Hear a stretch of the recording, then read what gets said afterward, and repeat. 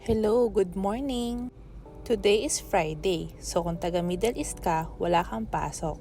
Today is also December 1, so it means kakasahod lang kahapon. Yippee! Since nga bago kaming sahod, maaga kaming gumising kasi marami kaming task for today.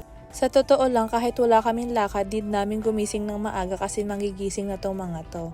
Ayan si Daddy to the rescue at need na mag-prepare ng kanilang mga food. I think makaka-relate ang ating mga cat parents kasi very habitual ang mga cats. So kung kailan ang kain ng weekdays, ganun din sa weekends. While busy ang tatay sa pag-aasikaso sa aming inside babies, ako naman ang mag-aasikaso dito sa mga alaga namin sa labas. Ayan sila, gutom na yan, kaya nag-aaway-away na. Ito naman yung mga tanim namin, tumutubo na din. Since it will be a long day, let's get some heavy breakfast to keep us going.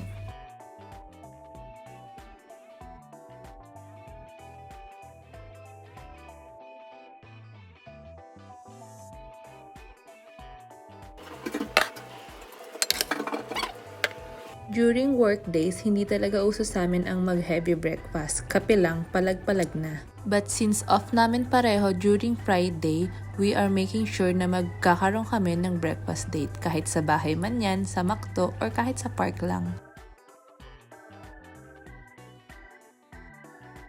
After breakfast, I think we're all set, so here we go sa ating first agenda, ang mag-grocery.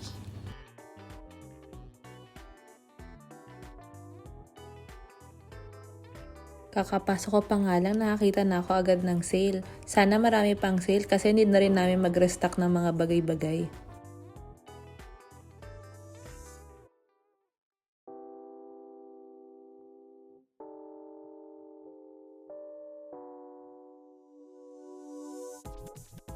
Ayan, after the add to cart, the scary part naman ang pagbabayad.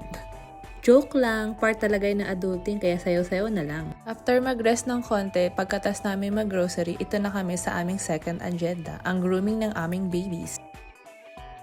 Medyo napaaga nga kami ng konti kaya ito waiting kami mag-open yung shop. Since kami yung first appointment, ayan, salang na agad si Nakulit. After an hour, ayan, halos tapos na sila, finishing touch na lang.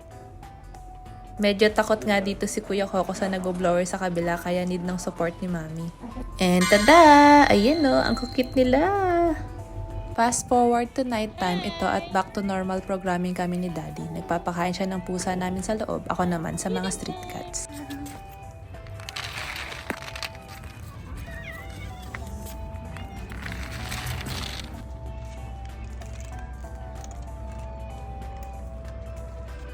After a long day, I think we deserve a good meal. Sa totoo lang, may plano pa talaga kaming lumabas kasi mamimili kami ng mga Christmas gifts kaso napagod na eh. Craving tayo ngayon sa sabaw kaya Chowking to the rescue. Meron din silang tokwa chicken. Di man namin natapos ang aming mga agendas, I think we can still call it a good day. Anyhow, hanggang dito na lang muna tayo. Thank you for reaching this far. See you on our next vlog.